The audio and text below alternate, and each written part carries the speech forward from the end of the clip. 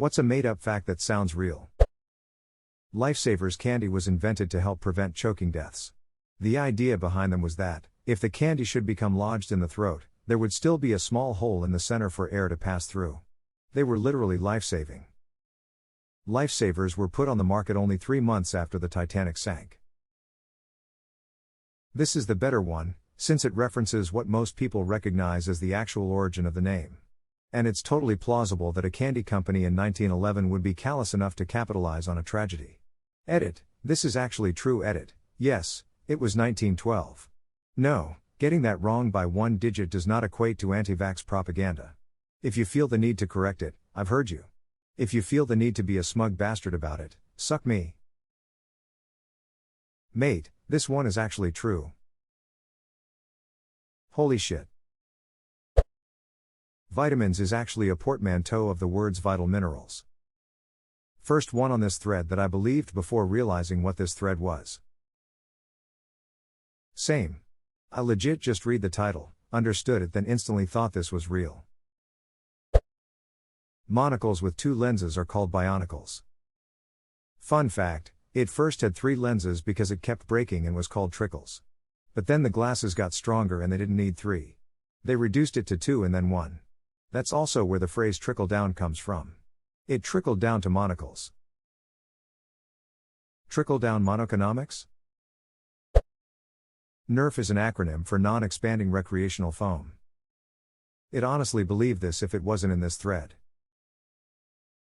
I believed it until someone in a different thread mentioned it wasn't real. No one cited sources on either side and I was too lazy to investigate, so it still could be real, but likely isn't.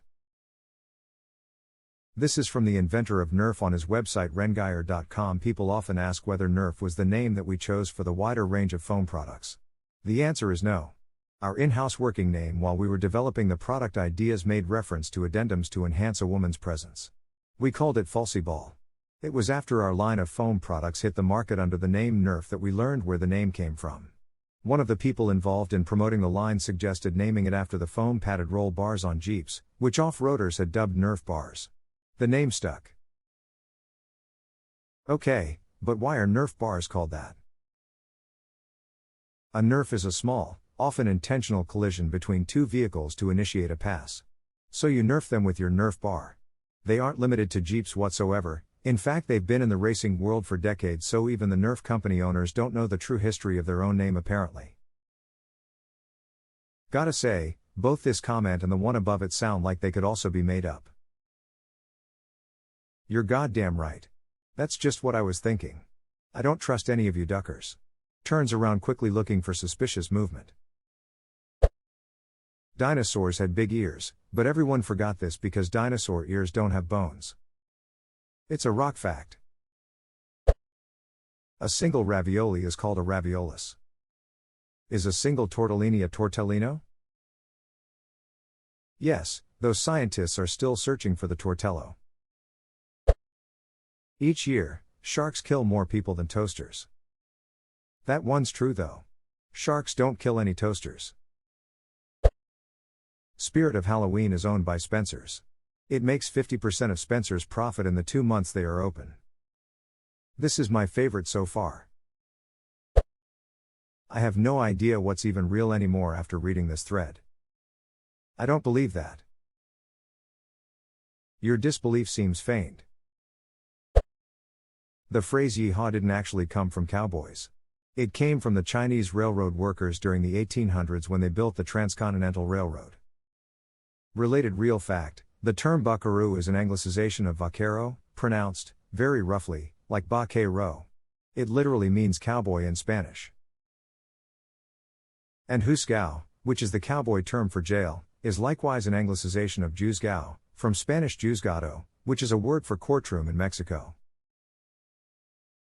Teresa, a ton of these. There were a lot of vaqueros around the cowboys of the Old West. Desperado, desesperado chaps, chaparreras lasso, lazo corral, literally just Spanish ranch, rancho rodeo, rodier stampede, estampida Teresa more too. It's like cowboys tried to learn Spanish but half-assed it.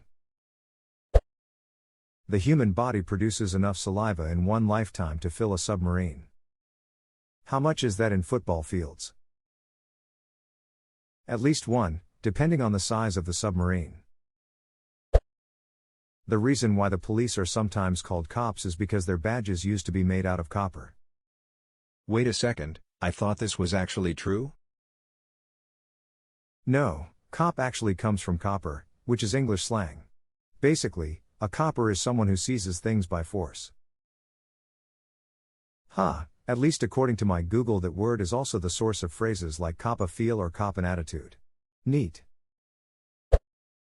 The air velocity of an unladen swallow is approximately 12 ms. African or European? I don't know. How do you know so much about swallows? Well, as a king, you have to know these things.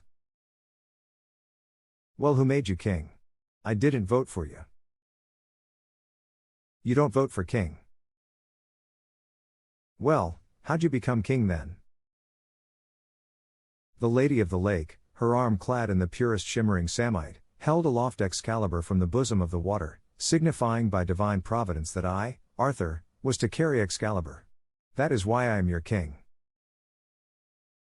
Strange woman lying in a pond is no basis for a political system.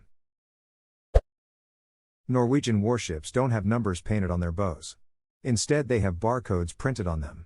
That way when they get back to port they can Scandinavian. This is the most underrated thing I have read.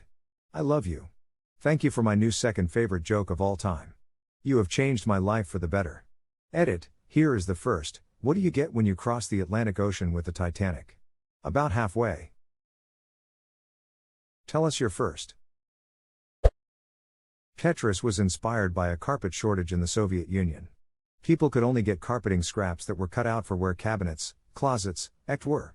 Because of this, people had to figure out how to cover a floor with those scraps. A worker then had the idea to make a game out of it. The pieces were inspired by common shapes of those carpet scraps. This is cracking. I know this is not true, but it happily accept it. 1010. Oh, I read the post title wrong. I thought it was what's a real fact that sounds made up, and I've been scrolling down like yep, didn't know that, huh, that's interesting, oh wow, oh damn, that's really cool as well. What's your real name, kid? Fogel Ducket. We're calling you Soviet Tetris carpet squares. You can actually hold your breath underwater longer at higher elevations. Edit, I'd why everyone is questioning and analyzing a fact I literally made up that has no scientific basis. The reverse sounds more plausible. Higher pressure at lower elevation means getting more O2 into your lungs. Training at high elevation could condition your body to work with lower pressure oxygen though. United States postal workers technically have the authority to pull over and ticket motorists for speeding. If a cop car, an ambulance, fire truck and postal van pulled up at a stop sign at exactly the same time, the postal van would have first right of way. Is this the place for Postmaster General facts? Yes, it is. The Postmaster General is 19th in the line of presidential succession, and therefore the highest ranking general in the United States. The Surgeon General is 20th in line and therefore the second highest ranking general. The Postmaster General is the only member of the executive branch who can neither be fired by the President nor impeached by Congress. Only the Supreme Court, in a process known as judicial discharge, can remove the Postmaster General from his office.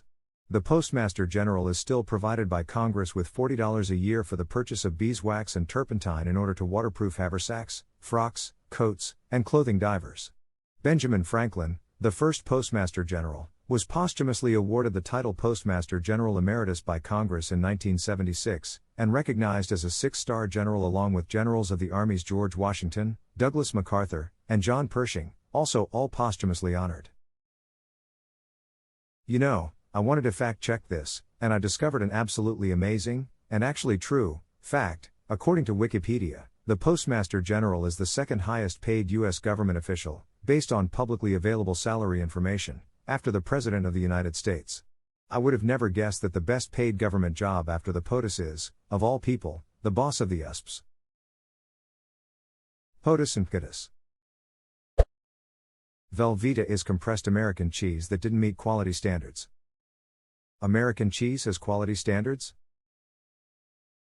The entire state of Wisconsin wants to know your location.